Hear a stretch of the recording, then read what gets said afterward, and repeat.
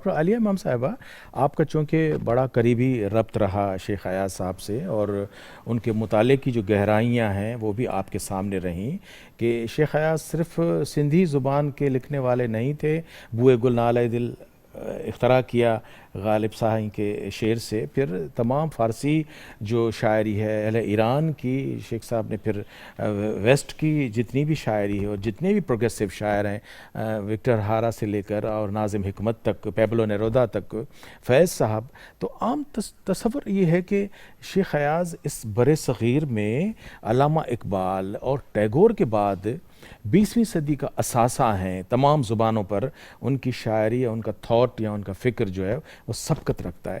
تو آپ چونکہ ان سے ملتی رہی ہیں تو ان کے مطالعے کی گہرائیاں کیا تھیں اور ان کی شاعری کی ورتھ کیا ہے آپ کی نظر میں؟ دو تین باتیں اس سے قطع نظر میں جی عالمانہ گفتگو ہو چکی ہے،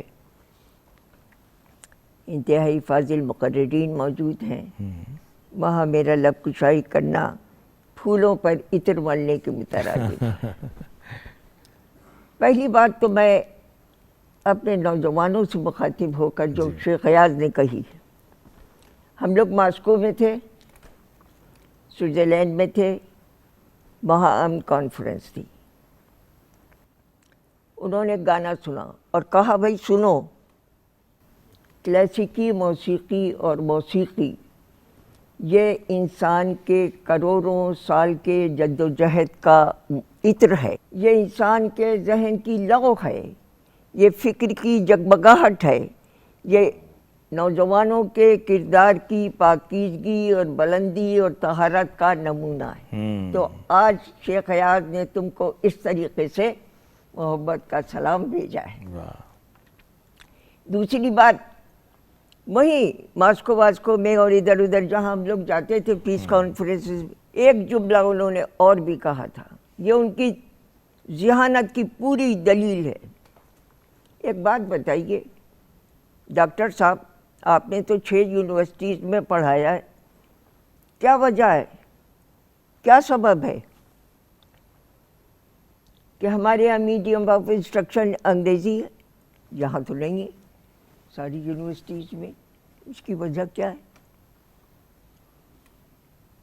ایک بات کہی کہ دیکھیے، یہ انہوں نے بتایا کہ دیکھو ایز اے سبجیکٹ انگریزی کو پڑھانا چاہیے کیونکہ وہ انٹرنیشنل زبان ہے، لیکن as a subject, not as a medium of instruction.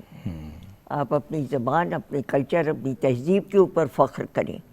موسیقی کے لیے کیا جملہ استعمال کیا جائے گا؟ واہ، طلسم قدائے عرفان، یہ ان کا جملہ ہے۔ طلسم قدائے عرفان، جب تک کہ آپ کی ذہنی سطح بلند نہیں ہوتی آپ کلاسیکی موسیقی اور موسیقی کی رگوں تک پہنچ نہیں سکتے۔ اس لیے ضرورت یہ ہے کہ آپ اپنی ذہنی بدسلیقی کو سلیقہ، ذہنی بدنظمی کو نظم اور ذہنی بے ترتیبی کو اگر ترتیب عطا کرنا ہے تو اپنی زبان، اپنے کلچر، اپنی تہذیب سے جڑ جاؤ۔ بے شک وہ سماج سے جڑا ہوا ہے، لہٰذا وہ کہتے تھے بھائی دیکھو محبت ہم سے تم کرتی ہو، ہم بھی کرتے ہیں، مگر محبت 2 قسم کی ہوتی ہے۔ ایک محبت آنکھ کی وساطت سے ہوتی ہے، آپ محبوب کے خد و خال سے متاثر ہوتے ہیں اور جتنے ہی وہ خوبصورت ہوتی جاتی ہے آپ کا عشق بڑھتا چلا جاتا ہے، لیکن جیسے ہی ان کی چکنی جلد کے اوپر جھری نظر آتی ہے تو عشق ٹاپوں میں بھرتا ہوا نکل جاتا ہے۔ اور دوسری قسم کی محبت وہ ہوتی ہے جو انسان کی ذات اور صفات سے ہوتی ہے، سبحان اللہ، جو ذہنی ہم آہنگی سے ہوتی ہے۔ اس لیے تم کو ضرورت اس بات کی ہے کہ تم نظریہ حیات کو اپناؤ اور نظریہ حیات سے جڑ کے پھر یہ محبت تمام زندگی دہکتی رہتی ہے۔ یہ اور ایک اور جملہ بہت خوبصورت وہ کہا کرتے تھے کہ دیکھو ہمارے معاشرے میں ایک عجیب و غریب، ایک طرف قہقہے اگلتے ہوئے ایوان ہے. یہ ان کے جملے ہیں جو میں بتا رہی ہوں آپ کو. تم نے دیکھا ہے ایک طرف قہقہے اگلتے ہوئے ایوان ہے، ایک طرف ریشم کے سرسراتے ہوئے کپڑے ہیں، اور تین طرف نہ تراشیدہ آرزوئیں ہیں، نہ دمیدہ حسرتیں ہیں، جھلسے ہوئے ہونٹ ہیں، تپتا ہوا بدن ہے، کٹے ہوئے شانے ہیں، کٹی ہوئی زندگی ہے. تو پھر اس کے لیے تم کیا کرو گی؟ ترقی پسندی کیا چاہتی ہے اس امر میں؟ اس کا کیا؟ پھر باتیں کرتے کرتے ایک جملہ کہتے تھے کہ دیکھو، سب سے پہلی بنیادی ضرورت یہ ہے کہ ہم اس نظام حیات کی آئینی میت کو دفنا دیں، اور پھر ایک ایسا نظام حیات قائم کریں جہاں چند لوگ مارے خزانہ بن کر نہ بیٹھیں، بلکہ زندگی کے پوشیدہ خزینے تمام انسانوں کی ملکیت قرار پائیں، جہاں محنت کشوں کو ان کے کارخانے دے دیے جائیں، جہاں کسان کو اس کی زمینیں دے دیے جائیں. اور حالی کے سلسلے میں پھر بہت گھنٹوں سناتے رہتے تھے اپنی نظم کہ میں انقلاب چہروں کی تبدیلی کو نہیں مانتا ہوں، بلکہ انقلاب معاشی تہوں میں جب انقلاب آتا ہے وہ انقلاب ہوتا ہے. اس لیے میں صرف ایک انقلاب کو دیکھنا چاہتا ہوں، اور وہ انقلاب یہ ہے کہ جب میں خاری کے مرجھائے ہوئے جھریوں سے بھرے ہوئے چہرے پر ایک مرتبہ ایک مسکراہٹ دیکھ لوں، سبحان اللہ، تو میں سمجھوں گا کہ انقلاب مکمل ہو گیا. عدل सां ही शेख आया साहब जिन खे उन बाक़ाइदे हू सदा हयात आहिनि, सदा अमर आहिनि. ऐं हिकिड़ो जीअं टर्म आहिनि अदल त हिकिड़ो हूंदो आहे क्लासिक, हिकिड़ो हूंदो आहे न्यू क्लासिक. इहो हिकिड़ो ट्रेंड आहे. ऐं शेख अयाज़ जे क्लासिक ऐं न्यू क्लासिक जे विच में असीं जेकॾहिं ज़िक्र कंदासीं त शेख साहब चवे थो त सचल सामी भिट धणी. शेख अयाज़ चवे थो सचल सामी भिट धणी, आऊं उन्हनि जी पेर पणी, हूअं त मूं में आऊं घणी. पर छाकाणि त बुनियादी तौर ते बैत आहे जेको शाह करीम खां, काज़ी कादन खां, लुत्फुल्ला कादरी खां, शाह अनायत खां असांजे शाह ताईं पहुचे थो, पर उहो बैत त ज़बरदस्त आहे. ऐं शेख अयाज़ वरी उनखे नई ज़िंदगी ॾियण जी कोशिशि कई, पाण खे बैत जो वॾो शाइर कयो. ऐं वाई जेका शेख साहब जी ख़ासि तरह सां ॿी सिंफ़ आहे क्लासिकल शाइरीअ मां, त जीअं लक्ष्मण कोमल चवंदो हो त शाह लतीफ़ खां पोइ वाई त वाइड़ी थी वई, पर शेख अयाज़ उनखे नई ज़िंदगी ॾियण जी कोशिशि कई. त आउं सम्झां थो त तव्हां ख़ुदि बि वाई ऐं बैत जा ॾाढा सुहिणा शाइर आहियो अयाज़. त अयाज़ जी जेको बैत ऐं वाई आहे उहो इन्हनि सभिनी शाइरनि खां कीअं वधीक उन्हनि खे पंहिंजी इन्फ़रादियत कीअं ॾिनी आहे? पहिरीं ॻाल्हि त जीअं शेख अयाज़ अहिड़ो शाइर आहे जंहिंजे लाइ अॻियों सिंफ़ का बि माना नथी रखे. उन जंहिं बि सिंफ़ खे छुयो उनखे अमर बणाए छॾियो अथई. पोइ छा आहे, हाणे नसी नज़्म जी सिंफ़ ॾिसो, उनजी एॾी मुखालफ़त थी, तमामु घणी मुखालफ़त थी की अॼु ताईं उहा माण्हू अञा ताईं उनखे उहा शाइरी तस्लीम न कंदा आहिनि. पर जॾहिं शेख अयाज़ जा नसी नज़्म खे छुयो, उन में एॾा किताब हुन लिखिया, उनजी तमामु घणे तादाद, त उहो नसी नज़्म खे बाक़ाइदे हिकिड़ी अहमियत मिली. त अहिड़े नमूने सां हिन दोस्तनि जंहिं माना ॻायो हुनखे असर में, ऐं हुनजी जेको जीअं आलिया इमाम साहिबु आहे चयो त काफ़ी असांजा अहिड़ा शाइर आहिनि जो वीएन क्लियर न आहे, पंहिंजी तख़लीक़ जे बारे में उहो क्लियर न हूंदा आहिनि त उहे आख़िर छा था चवणु चाहिनि. पर शेख अयाज़ अहिड़ो घणो पढ़ियो शाइर हुयो, दुनिया जा नज़रिया, इहे इज़्म सभु हुन मुताले हेठां आंदा आया. ऐं हुन वटि जेको जीअं हयाती जो फ़लसफ़ो इहो ई हुयो त इंसानु जेको आहे उहो उनजी ख़ुशहाली ऐं उनजी आसूदगी जेका हुनजे अॻियां हुई. त उन जेके बि तख़लीक़ ख़ासि तौर ते जीअं तव्हां वरी ज़िक्र कयो आहे बैत ऐं वाईअ जो, त शुरूआति में जेके हुननि जा मजमूआ तव्हां ॾिसंदो त शेख अयाज़ ते माना शाह लतीफ़ जे बैत जो वॾो असरु आहे. ऐं हुन जी क्लासिकल जेके माना अंदाज़ में माना उहे बैत, उहा लसलेट जंहिं ते चमके चांदनी, उभरां ऊचे चंड ॾे ॿोड़ियां कई ॿेट, सागर कहिड़ी भेट तारनि हेठि तलाम. जीअं हूअं त मूं में आऊं घणी, त उहो शेख अयाज़ अक्सर मां सवाल कंदो साईं, मतिलबु हे माण्हू तव्हांखे चवंदा त ॾाढो मगरूर आहे ऐं पाण खे माना वॾो सम्झे थो पियो, पंहिंजी तख़लीक़ुनि ते तमामु गुरूर थो करे, चए थो इहो मुंहिंजो गुरूर न आहे, भैया ख़ुदि एतमादी आहे, मूंखे पंहिंजी तख़लीक़ ते ख़ुदि एतमादी आहे, मां हुन ते मूंखे एतिरो पाण ते ज़ात ते एतमाद आहे जो मूं चयो मेंदीअ खे त उथी पुटी पओ, मूंखे कई 100 रता घुरिजनि हथड़ा। ॾिसो न, माना हू हुन वटि एॾी ख़ुदारी आहे, हुन वटि पंहिंजी तख़लीक़ ते एतिरो एतमाद आहे, हू हुकुम थो करे मेंदी खे त हुकुम थो करे त फुटी पओ, मूंखे कई 100 रता घुरिजनि। उनखां पोइ शेख साहिब हिकिड़ी शऊरी कोशिशि कई त बेत जी सिंफ़ खे जीअं आम तौर ते जेका असां चओ था नक़ाद पंहिंजा हिकिड़ा राय ॾियनि था, हर नक़ाद सही त न हूंदो आहे न, हिकिड़ो ओपिनियन आहे। मिसाल जीअं तव्हां लक्ष्मण कोमल जी जेका राय ॾिनी या कोई बि नक़ाद आहे, तख़लीक़ खां मथे न आहे। जेको तख़लीकार जेको आहे, जेका हुनजी एप्रोच आहे, जंहिं हद ते हू पहुचे थो, नक़ाद उन जाइ ते नथो पहुची सघे। नक़ाद पंहिंजा मफ़रूज़ आहे, पंहिंजा शयूं घड़े थो, पर तख़लीकार उन्हनि शयुनि खां मथे आहे। उहो नज़रियनि जो बि मोहताज न आहे, न को उन्हनि ते के शयूं पाबंदियूं मरे सघजनि थियूं त बाबा तूं हिन घस ते हली लिख। उहो आज़ादु हो, आज़ादु इंसानु हो, सॼी ज़िंदगी जंहिं आज़ादु गुज़ारियो आहे तंहिं लाइ मौत का शइ न आहे। झिरकी झड़प ॾिसी ॾरंदी आहे, डर जो ॾढु गिदड़ल आहे, विख विख ते पंजोड़ ॾिसी शींहं कॾहिं गजगोड़ छॾी आहे, शींहं गजगोड़ कान छॾी, हुन आख़िर ताईं हुन पंहिंजी तख़लीक़नि सां जेको हुनजी कमिटमेंट रही, हुन आज़ादी सां लिखियो। ऐं पोइ जेका हुन अहसासु थियो त जेका क्लासिकल लुग़त आहे, ख़ासि तौर ते बेत में क्लासिकल लुग़त जे वजह सां छा त उहो असरु जेको साॻियो जीअं क्लासिकल शाइरनि जो अचे पियो, जीअं उनखां कोशिशि करे माना जीअं जिते ज़रूरत पई तजनी सरफ़ी जो इस्तेमालु थियो, किथे ज़रूरत न आहे त न आहे।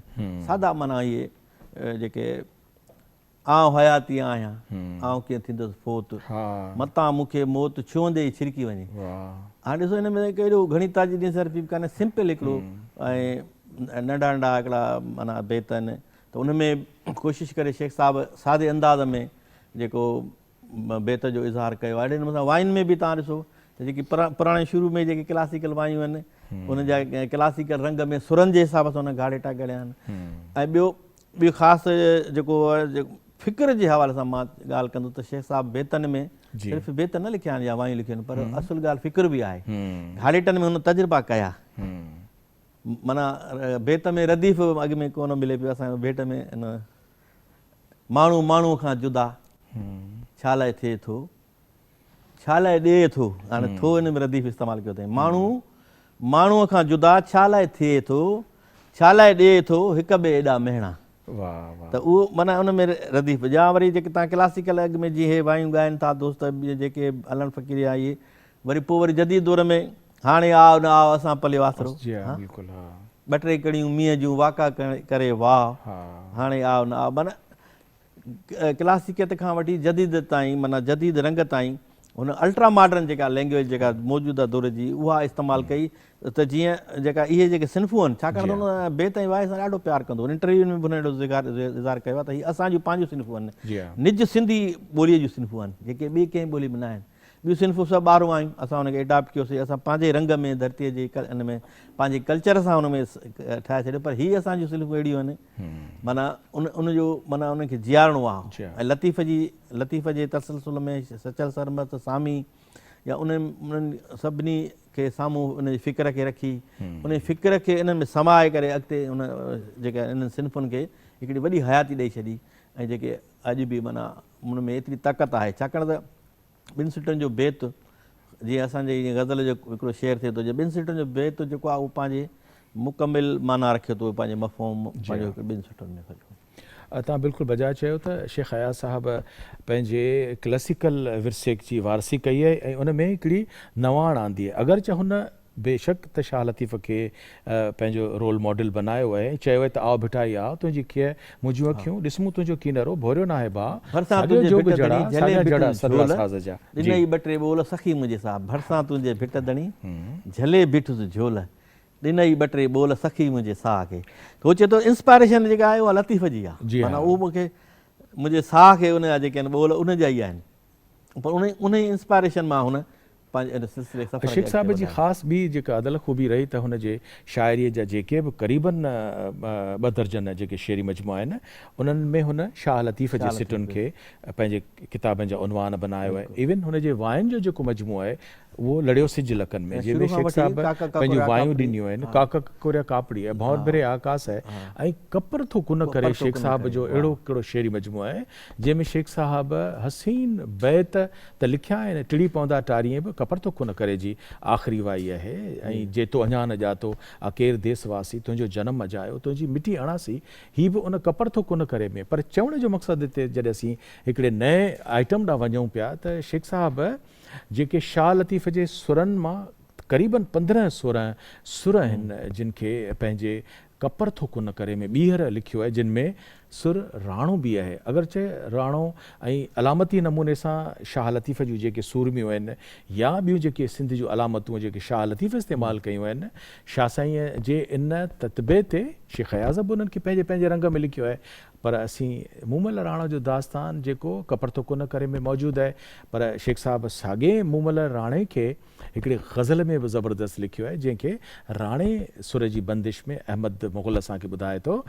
हीअ असांजी पाकिस्तान टेलीविज़न जे आवाज़ ख़ज़ाने जो हिकिड़ो अहम इस्म शेख अयाज़ जी शाइरी रात आई वई तूं न आहे कही माक में मेंधरा काक रोंदी रही।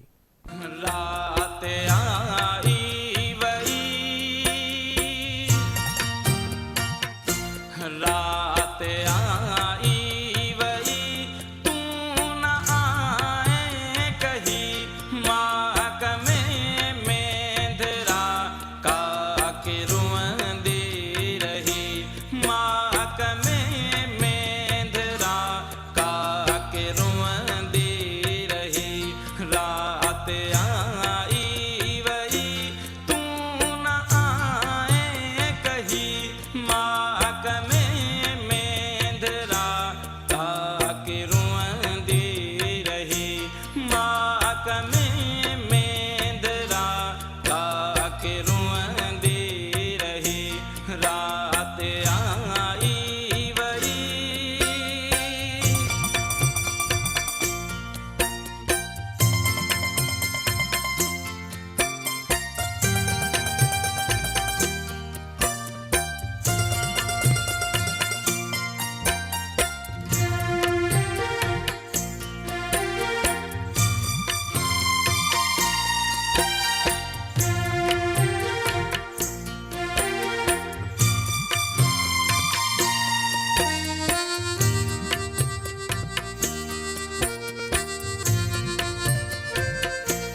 मींह मोटी वया सिज उभरी लथा वो म्या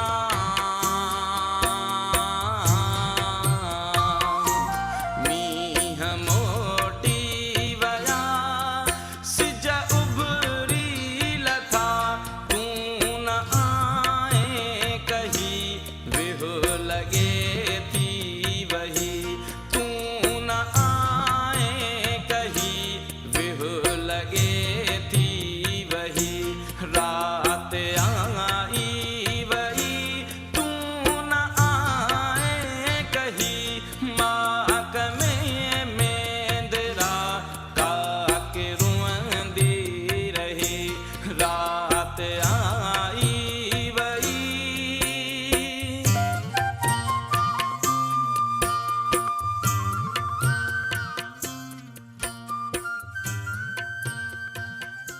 शेख अयाज़ जो ही गज़ल हो जेको अहमद मुग़ल ॻायो पे सिर अॾीअ तां उॾियो सिंध ॾिसंदी रही। सिंध जंहिंसां शेख अयाज़ बेपनाह इश्क़ कयो ऐं शेख अयाज़ जंहिंसां पंहिंजे हर दौर जे ऐं पंहिंजे हमअसरनि खां वठी नई टहीअ जे लेखकनि शाइरनि दानिश्वरनि ताईं हर कंहिं पंहिंजे पंहिंजे हिसे जी जेका आहे शेख साहब जे बारे में राय क़ाइमु कई। त असां ज़मीर अब्बास असांजो नौजवान वेठो आहे जंहिंजो माशाअल्लाह शेख अयाज़ जो मुतालो आहे। त ज़मीर असीं ॿुधणु चाहींदासीं त जेकॾहिं हूअं असीं ॿुधाईंदासीं त अंधा ऊंधा वेही ॼाहिनि रसूल बख़्श पली जो साहिबु आहे या मूं ॾात अनोखी आंदी आहे असांजे मोहम्मद इब्राहिम जोई साहिब जा लिखियल मुहाग कंपाइल थियल आहिनि ऐं केतिरो कुझु आहे जेको हमअसरनि ऐं वॾनि नक़ादनि मुअर्रिख़नि शेख साहब ते पंहिंजी पंहिंजी राय जो इज़हार पे कयो आहे। त तव्हांजो मुतालो छा आहे त हूअं त शेख साहब जी क़दरदानी पंहिंजे ज़माने पूरी तरह सां कई, पर तव्हांजे ख़्याल में असांजे दानिश्वर छा लिखंदा रहिया आहिनि शेख साहब जे बारे में? बिल्कुलु ॿुधाईंदुसि त जेके मुख़्तलिफ़ असांजे सिंधी आलमनि ॾाहनि ऐं दानिश्वरनि जेके शेख लाइ मुख़्तलिफ़ वक़्तनि ते हिन जी शाइरी लाइ हिन जी ज़ात लाइ जेके हिकिड़ी राया ॾिना आहिनि त उहे कुझु तव्हांखे ॿुधाईंदुसि। डॉक्टर नबी बख़्श ख़ान बलोच शेख हयाज़ लाइ चयो आहे त शेख हयाज़ नए दौर जो शाइर आहे, नए दौर जी नई शाइरीअ जो अॻुवाण आहे। हकारो तारीख़दान पीर इस्लामुद्दीन राशिदी शेख हयाज़ बाबति चवे थो त शेख हयाज़ शेर ऐं अदब में ऊचे शख़्सियत जो नालो आहे। बर्क दानिश्वर साईं मोहम्मद इब्राहिम जोयो शेख हयाज़ जी शाइरी बाबति राय ॾिए थो त अयाज़ जी शाइरी सिंधी ॿोलीअ जो करशमो आहे। नाले वारे लेखक GM महकरीअ जो चवणु आहे त शाह, सचल ऐं सामीअ खां पोइ सिंधी ॿोलीअ जो सभ खां वॾो शाइर शेख हयाज़ आहे। मोहन कल्पना जी राय आहे त शाह जो नंबर 1 आहे, ॿिनि खां 10 नंबरनि में कोई न आहे, 11 ऐं 12 नंबर में नारायण श्याम या शेख हयाज़ आहे। मां सम्झां थो त 11हों नंबर शेख हयाज़ जो आहे। पीर अली मोहम्मद राशिदी लिखे थो त जेकी कुझु शेख हयाज़ जे कलम मां निकिरे थो सो आफ़ाक़ी तख़लीक़ आहे ऐं तख़लीक़ी उमंग जो लाज़वाल सरचश्मो पिणु। अफ़साना नवीस अमर जलील जो ख़्यालु आहे त अयाज़ जी शाइरी मक़सद जी सचाई, हौसले, बहादुरीअ, सदाकत ऐं मुहबत जे जज़्बनि जो मेलाप आहे। शेख हयाज़ जो घाटो दोस्त रशीद भट्टी संदसि लाइ राय ॾिए थो त शेख हयाज़ शाह लतीफ़ खां पोइ पहिरियों शाइर आहे जंहिं सदियुनि खां पोइ सिंध जी सक़ाफ़त खे जीआरियो ऐं रोशनास करायो आहे। पोपटी हिरानंदाणी शेख हयाज़ जी शाइरीअ बाबति राय ॾींदे चवे थी त अयाज़ जी शाइरी हिकु पकल मेवे वांगुरु आहे, ईअं पियो लॻे ॼण टैगोर सिंधीअ में पियो कविता चए। इहे आहिनि जेके सिंध जे मुख़्तलिफ़ दानिश्वरनि ऐं आलमनि शेख हयाज़ जी शाइरी ऐं संदसि जे बारे में राया मुख़्तलिफ़ वक़्तनि ते ॾिना। सुभान अल्लाह। ही ज़मीर अब्बास असांजो नौजवान आहे, शेख हयाज़ जी जेको ख़ुशनसीबी आहे असांजे नई टहीअ जी त उहो शेख साहब खे एॾे गहराईअ सां मुतालो में आणे थो। जॾहिं हीअ असांजे ज़मीर अब्बास डॉक्टर फयाज़ चयो पिए त मुंहिंजे त दिलि मां आवाज़ु आयो पिए सिंध जो आवाज़ु शेख हयाज़, सिंध जो आवाज़ु शेख हयाज़। बज़ाहिर त हुनखे वॾा 2 नक़ाद मिलिया, मोहम्मद इब्राहिम जोयो साहब ऐं असांजो रसूल बख़्श पलीजो साहब, पर शेख साहब जी ज़िंदगीअ खां पोइ बि असां सामी सिज वड़ाव कंपाइल कयो। वरी शेख हयाज़ ते जामी चांडे साहब ज़बरदस्त तनक़ीदी अभ्यास जा 2 वॉल्यूम जारी कया। असांजे डॉक्टर इसाक़ समे जे शेख हयाज़ जी शाइरी ख़ुदि तव्हां ज़बरदस्त कमु कयो आहे, जंहिंमें साहू खे सुञाण त बरे सग़ीर ऐं सॼी शाइरीअ जो शेख साहब कीअं असरु क़बूलु कयो आहे दुनिया जी अज़ीम शाइरीअ जो। शेख हयाज़ जा दोहा ऐं असांजे अज़ीज़ कासमाणी शेख हयाज़ जी मंज़र निगारी ऐं शेख साहब फितरत जो शाइर उस्ताद बुख़ारीअ, उस्ताद निज़ामाणीअ असांजे उन शेख हयाज़ जी शाइरीअ ते ईअं लिखियो आहे। ख़ुदि उस्ताद बुख़ारी बि चवंदो त शेख हयाज़ असांजे दौर जो असांजो आवाज़ु आहे, असांजो अज़ीम शाइर आहे। त आउं पुछणु चाहींदुसि त हीअ जेके ख़ासि तरह सां शेख हयाज़ जो जेको गज़ल आहे ऐं दोहो आहे उनखे हिकिड़ी वॾी ज़बरदस्त हिकिड़ी एप्लॉज़ बि मिलियो आहे, इनफ़रादियत बि, ऐं तव्हां हुन ते ख़ुशूसी कमु कयो आहे। त इहो गेड़ू विस गज़ल ऐं दोहो उनजी ताक़त छा आहे तव्हांजे नज़र में अयाज़ जे? नसीर साईं, हाणे हक़ीक़त इहा आहे त अयाज़ जंहिं बि सिन्फ़ खे छुयो आहे उन में हिकिड़ी पंहिंजी इनफ़रादियत पैदा कई आहे। उन मिसाल बैत ॾिसो तव्हां त बैत जो जेको सॼो सफ़र आहे क्लासिकल, उहो तव्हांखे घणी हद ताईं जेको आहे तसौफ़ में, गेड़ूर ते, रंग में या ख़ासि तौर ते मज़हब इस्तिलाही जेके पहलू आहिनि उहे तव्हांखे नज़र ईंदा उन में, जंहिंमें तसौफ़ जो रंग त उन ते हावी नज़र थो अचे। पर जेकॾहिं अयाज़ जो बैत ॾिसंदो त उहो तसौफ़ ताईं महदूद कोन्हे। ऐं हूअं बि चयो वियो आहे, नक़ादनि चयो आहे त सिंधी बैत हिकिड़ी अहिड़ी नफ़ीस सिन्फ़ आहे जंहिं ते घणनि नज़रियनि, घणनि फ़िक्रनि, घणनि ॻाल्हियुनि जो जेको आहे उहो वज़न नथो रखी सघिजे। पर अयाज़ अची इहो साबित कयो त त जेको आहे बेत का हरू भरू नफ़ीस ऐं नाज़ुक शइ कोन्हे जंहिं ते को नज़रियनि फ़िक्रनि ऐं घणनि ॻाल्हियुनि जो भार रखिजे त उहो वहिजी वेंदो। उहो अयाज़ साबित कयो त अयाज़ न फ़क़ति उन में तसौफ़ जा रंग खणी आयो, इंसान दोस्ती जा रंग खणी आयो ऐं हुबल वतनी जा रंग खणी आयो, पर उन सां गॾोगॾु मज़ाहिमत ऐं इनकलाब जा रंग बि खणी आयो। सॼी दुनिया खे बेत में हुन समोयो आहे अची। ईअं गज़ल बि जेकॾहिं ॾिसूं था असां वाही ॾिसूं था त बुनियादी तौर ते अयाज़ सभिनी सिन्फ़ुनि जा संधा टोड़िया आहिनि, सॼी स्टेटस को खे टोड़ियो आहे उन। जीअं भिटाई रुॻो अची फार्म खयो हुयो, बाक़ी उन में रंग रूप रूह जेको आहे भिटाई पाण उन में ओतियो आहे। तव्हां ॾिसंदो त लोक कथाऊं ज़रूरु आहिनि उन में, पर उनखे बि उअं ई चूंडियो अथई जीअं हुनजी दिलि चयो आहे। भिटाई पंहिंजी शाइरीअ में हिकु त जीअं समाज आहे उनजो अक्स ॾिनो अथई, जीअं समाज हुजणु घुरिजे उनजो ओलड़ो बि पेश कयो अथई। ऐं अयाज़ बि वरी ईअं ई कयो आहे त अयाज़ बि मुख़्तलिफ़ सिन्फ़ुनि जा रुॻो फार्म खया आहिनि ऐं उन फार्म में फ़िक्र, फ़लसफ़ो, ॾाहप, दानिश, किरदारु निगारी, एहसासियत, हसासियत, उहे सभु जेको आहे उन पंहिंजा ओतिया आहिनि। उन जे करे ई भिटाई पंहिंजे बेत लाइ चयो त आयत आहे, पर अयाज़ चए थो त आउं न भिटाई बेत सामी वेस सुलूकड़ा, आउं न भिटाई बेत सामी वेस सुलूकड़ा, खूरा मुंहिंजा खेत रेड जनी में रत जो। चए थो मुंहिंजा बेत जेको आहे उहे खूरा आहिनि, बाहि जो मच आहिनि, न मवाफ़िक़ आब हवा ते उन्हनि जी का ओसर थी आहे, उहे रत ऐं खून ते जेको आहे पलिया आहिनि। ऐं उन दौर खे पोर्ट्रेट कयो आहे अयाज़। त अयाज़ जो जेकॾहिं बेत ॾिसंदासीं, गज़ल ॾिसंदा, गज़ल बि उहो कोन्हे, पर अयाज़ उन में अॻिते हली अहिड़ो रूह, अहिड़ो रंग खणी थो अचे जंहिंमें ख़ुशबू सिंध जी मिटीअ जी आहे ऐं रूह बि सिंध जी मिटीअ जो आहे। तंहिं करे उहो जेके बि महकात आहिनि, किरदार आहिनि ऐं तशबीहूं आहिनि, तरकीबूं आहिनि, तमसीलूं आहिनि, उहे सभु अयाज़ पंहिंजे धरतीअ जूं, पंहिंजे मिटीअ जूं, पंहिंजे वतन जूं, पंहिंजे माण्हुनि जूं ॻाल्हियूं खणी आयो। तंहिं करे उनखे अयाज़ सॼो ई जेको आहे गेड़ू वेस गज़ल ऐं उन में इनकलाब जूं ॻाल्हियूं बि आहिनि, रुॻो महबूब जूं ॻाल्हियूं कोन्हनि, पर जेकॾहिं तव्हां उरूज़ी गज़ल ॾिसंदो त उहो महबूब जी ॻाल्हियुनि ते ऐं उन जे रुॻो जेको ख़याली ऐं तसवराती ॻाल्हियूं आहिनि उन्हनि ते सॼो आहे। पर अयाज़ उन में इनकलाब बि खणी आयो आहे, गाए इनकलाब गाए जेको आहे उन में खणी थो अचे। त अयाज़ सिन्फ़ुनि जा संधा टोड़िया आहिनि।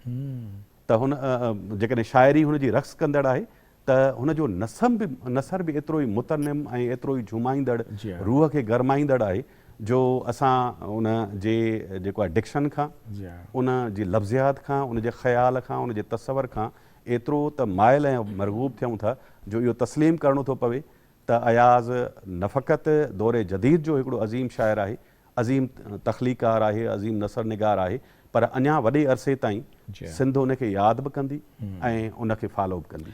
फैज़ तव्हां शेख साहिब जे नसर ऐं शेख साहिब जो जेको तरन्नुम आहे ऐं जेके गेड़ू वेस गज़ल, छाकाणि त हू हिकिड़े तग़ज़ुल खां हटी करे शेख साहिब हिकिड़ो नई वोकेबुलरी पंहिंजे गज़ल में इंट्रोड्यूस कई। तरन्नुम सां सखी पिया खे बिली ते चइजां, चांदनी तो सिवा न थींदी, अची त मुंहिंजे उमास में आ, छो त ॿी राति कान थींदी, हीअ हुरखुर रैन बसेरनि जी थी वेंदी साख सवेरनि जी, मूं मुर्की पंहिंजो पांध ॾिठो रुत आई ॻाढ़नि ॿेरनि जी, ऐं धरती छा छा दान करे वई, औख ॾेई इंसान करे वई, आई तुंहिंजी सारत सुपरी सूलीअ खे आसान करे वई, इश्क करिश्मा ॾेखारिया दिलि कुफर मथां ईमान करे वई, ऐं छा छा जाम अयाज़ प्यारी सभ खे सुर्क सुभान करे वई, ऐं तूफ़ाननि में कुॾंदे कश्ती साहे लॻे हैरान करे वई। त शेख साहिब जी शख़्सियत हिकिड़ी हैरान कंदड़। ऐं गफ़ार तव्हां खां पुछणु चाहींदुसि, छाकाणि त शेख साहिब जी जवानी, बालकपण, हुस्न, इश्क, उहे त सभई शिकारपुर सां वाबस्ता आहिनि। पोइ पाण सखर में आया आहिनि, उते हुननि जी वकालत जो आख़िरी कुझु पीरियड पाण सिंध यूनिवर्सिटी जा वाइस चांसलर बि रहिया आहिनि, पर वरी घुमी फिरी जेका संदन आख़िरी ॾिहाड़ा आहिनि उहे कराचीअ में आहिनि, जिते असांखे मौक़ो मिलियो आहे हुन सां बार बार मिलण जो। छा साईं फरमायो आहे न त मूंसे ॾिठा माउ जिनी ॾिठो पिरिन खे तनी संदी का करे न सघां ॻाल्हिड़ी। त शेख साहिब खे तव्हां वेझो खां ॾिठो, हुन सां मिलियो, उहो तव्हांखे कीअं लॻो? शेख साहिब जो जेका शाइरीअ जी सुञाणप सिंध में जेको हुगा फैलायो त ॿियनि आम वांगुरु आउं बि उनखे ॾाढो नंढे हूंदे खां वठी आइडियल रखियो, उनजे ॾिसण लाइ हैरान, पसण लाइ हैरान। उनजो पहिरियों जेके 3-4 किताब आया ऐं जिन में शेख साहिब ईअं चइजे त इंट्रोड्यूस थियो, त मुतारिफ़ थियो, त उन खां पोइ हिकिड़ो वॾी खेप हुई हिकिड़ी जेका शेख साहिब जे कढ उनखे ॿुधण जे लाइ ऐं सॼी, त उन में आउं बि शामिलु हुउसि। ऐं ख़ासि करे मां जॾहिं नंढे हूंदे 2-3 किताब जेके शेख साहिब जेके पोइ बंदिश लॻाई वई जंहिं ते, जी हाँ, कीजो बिजल बोलियो ऐं हा कोरिया कापड़ी, जी हाँ जी, त पोइ उन खां पोइ रहंदो जेका शइ जीअं चइबो आहे त का शइ दॿाइबी आहे त उहा तीअं उहा, त ईअं इन खां पोइ उहा हिकिड़ी जेका उहो दॿाउ हो उन शाइरीअ जो जेको, त उन वॾे नस्ल खे हिकिड़ो मुतासिर कयो पियो। त हिकिड़ो जेको ॻाल्हियूं जेके शाइरी में शेख साहिब कयूं बिल्कुलु नयूं, उन जा जेके इस्तारा हुआ, तशबीह हुयूं ऐं बिल्कुलु नयूं हुयूं, ऐं इहे नवाणी शेख साहिब खे हिकिड़ी बिल्कुलु अलॻि पंध ते वठी वई।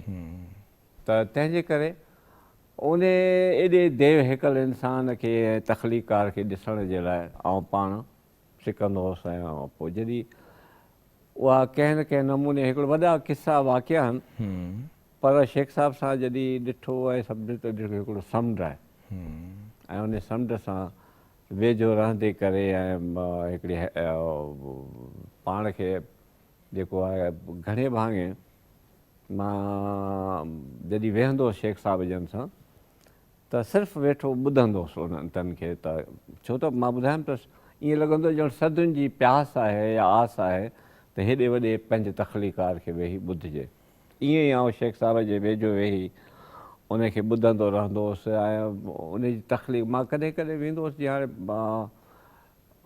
उते असांजा खोड़ नौजवान ईंदा हुआ उत्साह वठणु शेख साहिब मां, केतिरा नौजवान हुआ जेको शेख साहिब जन ॻाल्हाईंदा वेंदा हुआ त हू उनखे लिखंदा वेंदा हुआ ऐं उनखे महफ़ूज़ कंदा हुआ।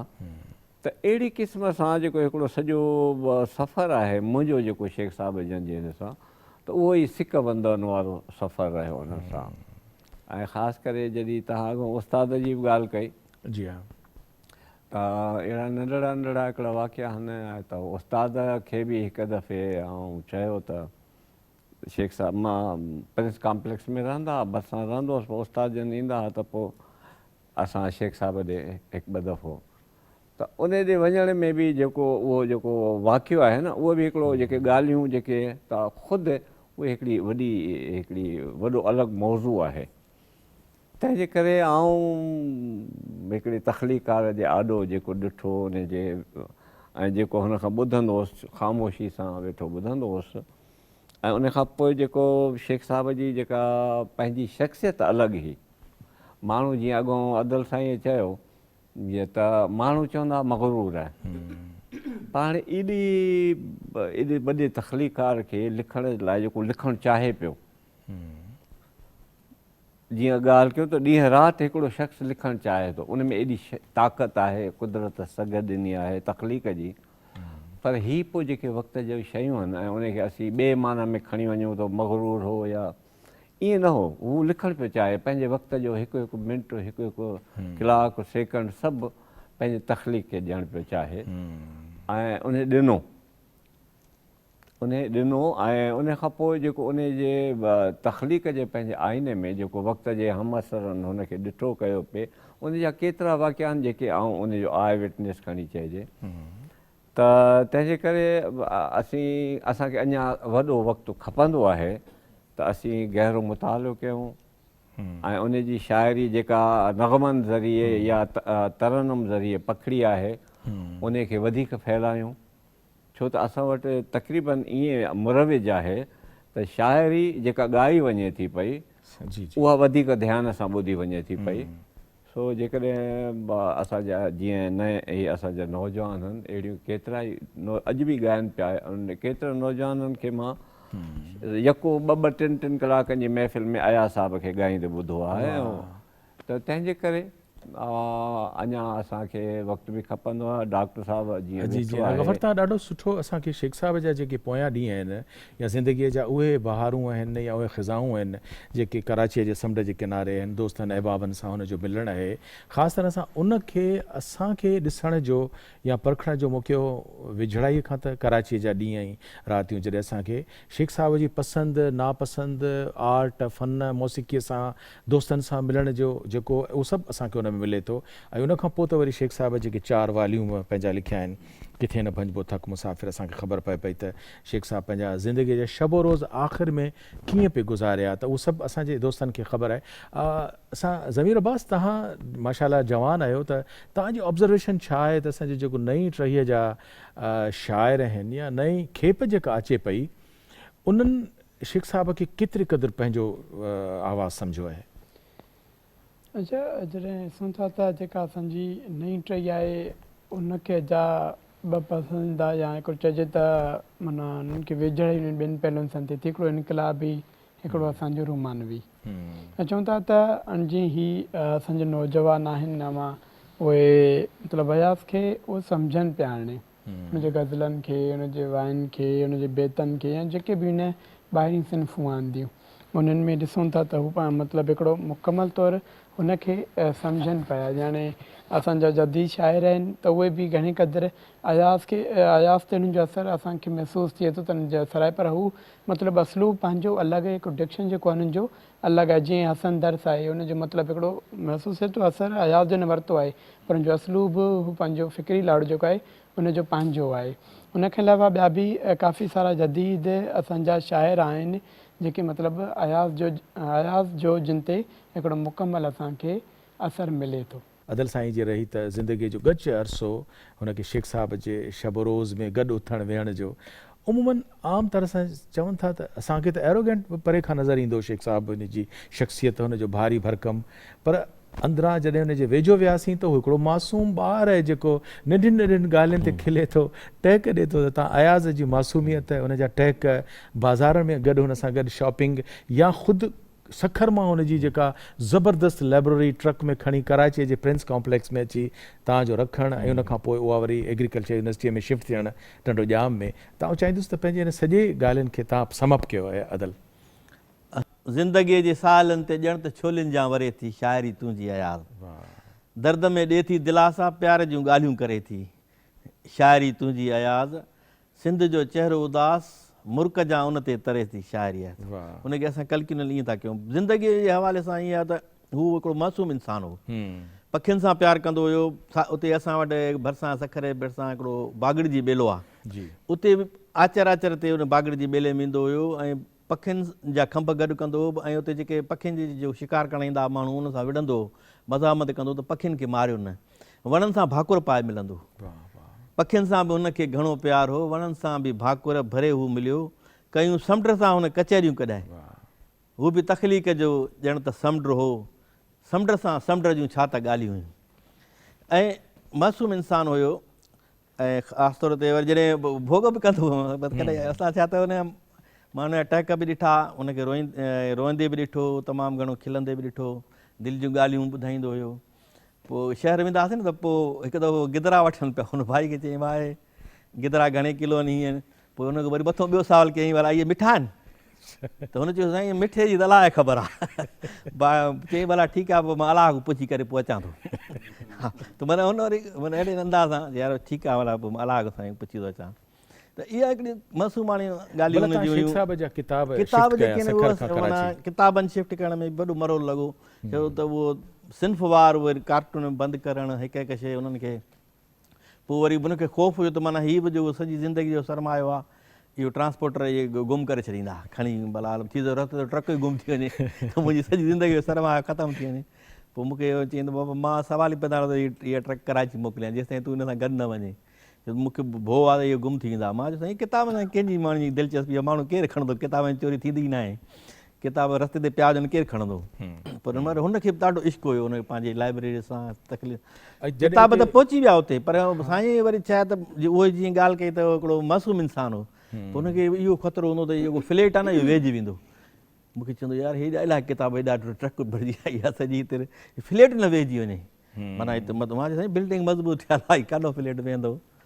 पोइ वरी हिकिड़ो ॾींहुं आयो त वाक़ई बिल्डिंग जेको आहे शेख हयात जो ॿार बर्दाश्त न पई करे सघे, हुनजो जनाज़ो हुते पियो ऐं उते उन ई हिते हले वियो। ऐं वॾी ॻाल्हि इहा त सखर में जेको लाज़मियान जनम भूमि शिकारपुर आहे, उनखे शिकारपुर सां बि प्यारु हुयो, पर जेका इहे सॼी जेका तख़लीक़ी उमिरि चइजे या घणे खां घणो जेको अरसो शेख साहिबु रहियो उहो सखर में 40 साल वॾो अरसो आहे ऐं हुन जा अहम किताब सभु उते ई तख़लीक़ थिया।